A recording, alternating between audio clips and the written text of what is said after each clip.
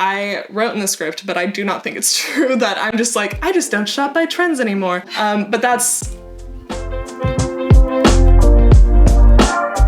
Hello everyone, welcome back. I hope you've had a good couple weeks. I actually wanted to talk about something that I don't think I've talked about that much on this channel before, but it's something that I think about a lot. Thrifting. I love thrifting and I love vintage shopping. I love the thrill of the hunt. I am a lioness and every piece of clothing I have is the slowest baby zebra in the pack, and I will rip it to shreds. As I'm sure you have noticed, in the past few years, thrifting has gotten very popular. I want to say it was around high school that the stigma around thrifting kind of lifted. The lifting of the stigma has not gotten an entirely positive response from thrifters. Many people who have thrifted for a long time argue that this rise in popularity is leading to higher prices in thrift stores, to less selection for people who actually need it, and overall just a stronger class divide when it comes to thrifting items. I have a different take on this, but first I want to jump into the criticisms. One thing that I want to clarify before jumping into this is that this video is not in any way a prescription on how to ethically shop. I am simply not interested in that. I think that in general, going through and trying to nitpick individual people's shopping choices is counterproductive and just something I'm not interested in discussing or doing. So I want to take a little more of a look at the systemic issues that we're talking about. So to research this video, I not only read a bunch of consumer reports on thrifting and wage stagnation and many other things, but I also spoke to a few people. So first I spoke to the manager of the Austin Pets Alive thrift store. Austin Pets Alive thrift store is a thrift store run by Austin Pets Alive. And what they do is basically it's a small local thrift store. Items get donated, then they get sold, and then that money goes back to Austin Pets Alive, which is a local animal rescue group. Then I spoke to someone who has worked at Plato's Closet for several years. Plato's Closet is a really big chain spread across the US and Canada. You're kind of looking at something a little more like Buffalo Exchange or Crossroads. So it's slightly higher prices, definitely not local. It is definitely one of the big ways that people shop secondhand. And then I spoke to two individual resellers. I spoke to Emma of Shop Berries. So Emma Zach runs Shop Berries, which is an online and in-person secondhand vintage spot curated for curves. I'll talk more about her later. And then I talked to Lauren of Oddball Vintage. Lauren is local to Austin, and I have bought things from her at the store that she sells at in Austin. So I'm super excited that she was also down to talk about this, and I will get a little more into all of these people later. So I'm going to be referencing quotes from them, referencing their experiences, talking about how they might be different or similar, and talking about how they compare to the general public's read of the situation. There are three main criticisms that we're going to be looking at in this video. One, middle-class thrifters are taking items from people who actually need them. Two, these middle-class thrifters are also causing prices to go up in thrift stores. And three, resellers are contributing to both of these issues. I would argue that these are definitely good faith arguments, but I also think that they are mostly misdirected. First, we're going to talk about the idea that middle-class thrifters are taking thrifted goods from people who need them. The number one thing I'm going to say, and if you are familiar with this discourse, you've heard this a million times, so I'm sorry, there is no shortage of secondhand clothes. Jordan Teresa did a video about this topic, and in it she specifically mentioned that Americans have a tendency to only talk about the American thrifting industry, and I'm going to do exactly that. Just because I was able to contact American thrift store workers and owners, and I was not able to contact any charity shop owners. So if you live in the UK or in New Zealand or Australia and you know people or you are a charity shop runner, please let me know down below how it's different, how it's the same, because I would love to get that perspective as well. There are so many secondhand clothes. There is no shortage of secondhand clothing. The person I spoke to at Plato's Closet said that they tend to process anywhere from 10 to 50 plus buys a day, and buys can range from a tote bag to 6 large storage containers, so there's a lot of clothing coming into these places. Besides the inventory they have on the floor, they also have 50 to 100 30-gallon containers in the back with backstock and seasonal inventory that they can bring onto the floor as things sell out. I can assure you that there is an abundance of secondhand clothing available, at least in this area, Austin. So I feel like you can find a million pieces about how this is just kind of a myth, that there is a shortage of secondhand clothing. Just looking at the sheer amount of clothes that go to landfill or textile recycling, how few clothes, I think it's like 10%, gets sold from the clothes that are donated to these stores. The last stop for a lot of secondhand clothing is landfills, and there's an overabundance of textile waste on the planet. It's truly alarming. We hate to see perfectly fine, historically rich, fashionable clothing be destroyed and wasted. If that's the case, we're saying, all right, there are so many clothes. Why does it feel like there are fewer good clothes now than there were 10 years ago, 15 years ago, 20 years ago? My view of this is that it kind of comes down to two things. One, I think we tend to romanticize what thrift stores were like when we were kids. Obviously, I'm only speaking to people who are around my age who were thrifting as kids and are now adults looking at thrifting. But thrifting has always been hard. It's always been a lot of digging through things, trying to find anything that will work for what you need. You've always been sifting through a lot of ugly clothes. And that's just always been a part of the thrifting experience for people who are thrifting for cute clothes and not necessarily just clothes that will serve the function. So for people who thrift for fashion. Now we have a lot more to choose from in thrift stores, and that's not necessarily to say, oh, we have a lot more quality items to choose from. There are definitely fewer nice clothes going into thrift stores. I have noticed a dramatic decrease of vintage at thrift stores, but on the other hand, an overabundance of clothing in general. Thrift stores can't seem to keep up with the amount of clothing that they receive from donations or shipments. There's definitely an accessibility issue for finding vintage, but there's no shortage of clothing in general. One thing I couldn't find that I would be interested to know is how much of it is actually there are fewer good clothes and more the volume of clothes donated has gone way up, and the proportion of cheap fast fashion clothes takes up so much more of that. I don't know the answer to that. There are a lot more clothes now made than ever before in history. And those clothes are made a lot worse than they were 20 years ago. A pair of American Eagle jeans is simply not going to last as long as a pair of Levi's from the 80s. And that's just true. And that's not just because of the changing materials and labor conditions over time, though that's not why. There are also just a lot of trends that require clothing be really fragile. When you're looking at something like the skinny jean trend, most skinny jeans that have a lot of elastic, so they're really comfortable, are not going to last as long. The thighs are going to bust out because there just isn't that same sturdy durability as there is to a pair of earlier Levi's, which are more solidly work pants. A lot of other trends require clothes that'll only last a season or two and that are really hard to repair, largely because people mostly won't. So you have a lot of these mesh tops. That's a big one.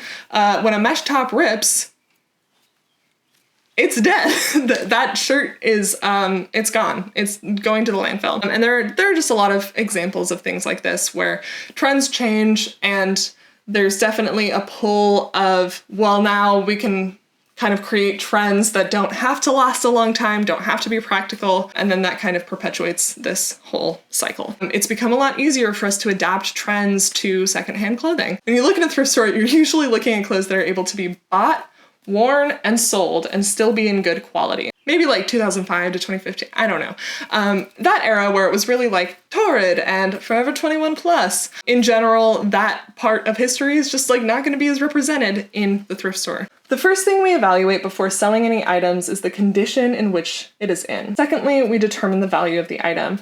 For example, we charge $6 for shirts. If a donated shirt isn't deemed at least a $6 value, it does not go to the sales floor. Even if all of these fast Even if all of these fast fashion brands shut down today, thrift stores would still be full of these really low quality items that can maybe be resold once. So on the side of it feeling like there are fewer good clothes, that might be true, but that is coming from the bottom up, not the top down. I guess it's coming from the fashion industry, not consumer buying habits. It's not that people are walking in and buying up all of the nice clothes, it's that those clothes aren't getting made. And so it's just a lower proportion of clothing in thrift stores that are going to be high quality and last you a long time. Now, most of the issue when it comes down to not having enough of a product or not seeing quality items available comes down to the fact that there are just fewer of those items in circulation. You have more trouble sifting through donations to get rid of Shein and Fashion Nova items that aren't going to last long enough or be worth putting on the sales floor than you do with people buying up all of the quality goods on the floor so that other people can't get them. That said, with that influx of fast fashion in thrift stores, though there's a decrease in quality, there is a huge increase of trendy items available in thrift stores. And for people who were going to buy those items anyways, maybe that is still an overall positive. So next we're going to move on to the idea that the rise in popularity of thrifting has led to a rise in prices. When prices change in thrift stores, it's not because there's a rise in demand, it's because it costs more to live and to run a thrift store than it did before. And that's because cost of living is going up. There is little evidence to suggest that thrift shop prices are uniformly rising in response to secondhand clothing trends. People need to sort through clothes, stock them, sell them, dispose of the unsold ones, and all of that costs money. As rent goes up, not only does the price of rent for the thrift store, but the price of rent for everyone who works in that thrift store, meaning that wages need to go up as well. Our prices on our regular priced items have gone up slightly over the past few years. Our boutique and vintage items are, and have always been, priced based on what similar items have recently sold for. Our price increase was determined by the rising costs of rent, payroll, utilities, etc., while still providing a reliable avenue of funding for the life-saving operations of Austin Pets Alive. In general, it costs more to run a business now than it did 10 or 20 years ago. It costs more to live, it costs more to buy things, and that's across the board, not just in thrift shops. Problem is that wages haven't kept up with this rise in cost of living. Now we're going to move on to the idea that resellers are contributing to these problems. One case study I want to give you to kind of walk through this is an example of a reseller who I would say improves accessibility more than anything else. So like I said, I spoke to two sellers who sell both in person and online. Let's take a look at Barry's, my number one favorite vintage seller. Anyone who's plus size can tell you that any shopping, but especially thrift shopping, can be difficult, sometimes impossible, and ultimately really demoralizing, depending on where you're at and what stores are available to you. I hope to make the shopping experience the opposite of demoralizing. I want it to be fun. I want to make people, whether they're models, customers, or individuals scrolling through our Instagram feed, feel good about themselves. So Emma Zach travels across the country sourcing clothes from some thrift stores, estate sales, markets, and other places as well, and resells the fun vintage clothing on her website. Although sifting through piles of clothing, mostly made up of pieces in smaller sizes, is sometimes overwhelming, finding a cute vintage piece in a bigger size than a 12 is always worth the effort. Theoretically, someone could find that item that Emma buys to resell and buy it at the lower price. But I would argue that a big part of vintage selling or reselling is matchmaking. There are millions of people buying and selling vintage, so it's in fact easier to buy the exact item you're collecting and easier to find buyers who are looking for specific items. The odds of someone walking into a particular market, picking up an item of clothing, loving it, and it being their size is pretty low. So what we can see here is we're taking two completely different scenarios. One is a very high effort, low reward, where you might spend a lot more time hunting, but you will pay less money. And that's also an area where 90% of the clothes don't get sold, and they either go to the landfill, textile recycling, or shipped off to international markets. Versus Emma coming in, buying an item, listing it and reselling it, and that item costing a little more, but also being available to people who like that item. Emma's audience knows what she sells. We know that we like it, so we're more likely to buy something from her than we would from a flea market in Nevada. So Emma provides this service of essentially matchmaking items, and she charges for her and her employees' time. So the items end up being more expensive than they were at their original market. Since only about 10% of clothes that are donated are ultimately sold, we have that 10% chance of that donated item being sold in a thrift store or a flea market.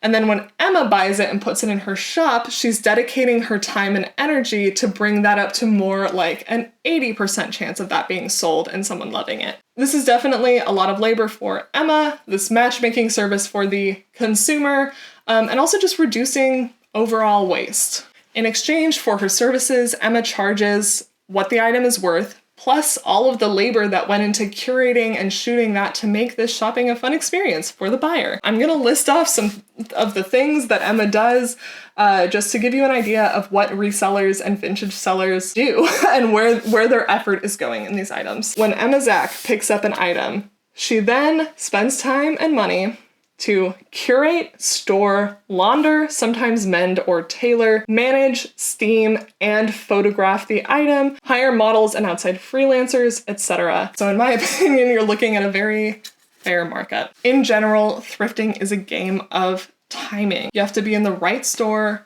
at the right time, in the right size to find the item that you're gonna love and is gonna fit you. Resellers take that element of timing out of the equation, or at least they make it much less of a part of the equation. With the amount of stock to choose from in this resale market, these individual people are not making a dent in the clothes that are donated or available to be purchased by individuals at thrift stores.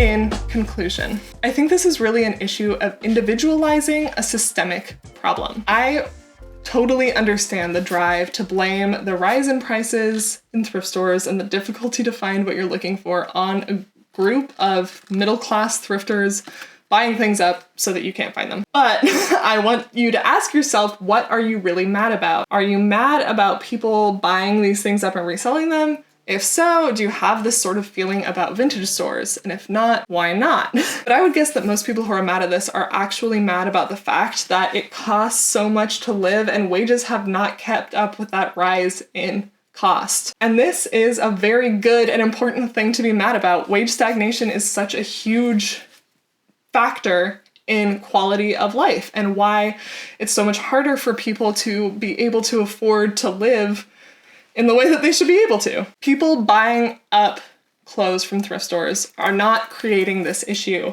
And in fact, they're not really even exacerbating it, as I've walked through in my earlier points. This is a great point made in Kristen Leo's video on the same topic, but the middle class is not exactly rolling in it right now either. And telling middle class people to buy fast fashion clothing instead of thrift store clothing is a little counterproductive in general, especially when there is so much pressure to buy ethically made clothes, and that's a pressure that I don't think we should be putting on people in general, but it does exist. So when people are trying to buy ethically, being like, well, you can either buy a $200 jumpsuit or nothing, you fool, it's not exactly the way that I would go to try and mobilize people on a broader scale. There's really this idea that thrifting is a charitable industry. It's charitable to donate to, and it was created for people who don't have the money to buy new items. This largely comes down to marketing. The idea that used clothing donations can be radically philanthropic has long been drilled into Americans, even as such thrift stores can barely sell most of the product they receive on the store floor. Goodwill and Salvation Army absolutely marketed themselves as, yes, we are going to help all of the new immigrants, first of all, look more American and become more accepted, but to also be able to afford these things. So I definitely get where people are coming from when they're looking at people who made fun of them for thrifting when they were younger, now thrifting. And I get it. It's really annoying. It's annoying to see someone who picked on you for something now doing that thing. But it also means that now the generation of kids who are thrifting and buying thrifted clothes aren't gonna have that same kind of a stigma. And this is all not even to mention the fact that thrift stores would not be more accessible if middle-class people weren't shopping at them. They would be closed. I tend to agree with you that thrift stores getting more business is good for improving access. My simple view on it is that if more people are aware of our thrift stores, we will receive more donations and more customers. Thrift stores rely on there being multiple different kinds of people shopping at multiple different price points in order to function, in order to run, in order to be able to do what they do. You need people who are buying those $1 to $2 items that are on sale, and you need people buying that $50 handbag. And not only that, it means that thrift stores are going to get more donations and more money, which means that they will be able to provide for their communities better. There has indeed been a rise of popularity in thrifting over the past few years. It does seem that a much broader demographic of people are interested in shopping thrift for various reasons. The rise in popularity in thrifting has had a positive impact on our business in general. It's true that more people are thrifting than ever before, but that also means that more people are donating to thrift stores. I want to give a direction where we can direct our energy instead of 15-year-olds on Depop. I will say that the answer is it's a lot harder. It's a lot harder to look at a systemic issue and be like, this is so big, I cannot solve it on my own. And also, this person is not causing it on their own. Reselling doesn't take away merchandise from charity shops that are overloaded to begin with. They also aren't, however, an oasis in the fast fashion market. A popular refrain in discussions of shopping is to cry that there is no ethical consumption under capitalism. But in the case of thrifting, a more accurate statement might be that there is simply no consumption that can be anti-capitalist. Instead of taking all of this energy and directing it at resellers and middle-class girls buying things and putting them on Depop, we might instead want to focus that energy on the system that is making it hard for any of us to scrape by right now. This would not only be a better use of our time, but might also help us mobilize in a way that creates a little more class unity, because right now there's definitely this feeling that the middle class are much more aligned with the upper class, when in reality the middle class and the lower class have a lot more in common. So a lot of the time people talk about these things as consumer habits or consumer choices. And this is, again, an easy way to make this a problem that can be solved by an individual. It would feel so good if we could say, I don't buy from H&M, so I don't have to worry about it anymore. But when people talk about this, they often say things like, what if we all just stop supporting H&M or Forever 21? And that would be great, but that's not consumer choice. That's a boycott. That's collective action. That's just a very different thing. And that would be a much better use of our time than bullying teens on the internet. So I want to suggest, and this is obviously a bigger project than I can go into right now, if you feel a lot about this issue, take some time to look into how to support your local labor organizations, how to try and convince people to pay people more. I want to provide some resources down below, and I'm going to be linking to the Portland IWW guide on organizing your workplace in a pandemic, and I want to see if we can open this conversation into a place of solidarity. I hope this was helpful. I hope it was fun. Maybe you learned something. Please let me know your thoughts on this. I really did try to give credit to the arguments because I do think they come from a really good place. So I hope this was interesting. Let me know your thoughts. And let me know if you want me to do more videos like this. I would love to do more research intensive videos, but they are harder. So that is all I have for you. I will talk to you guys next week. Bye.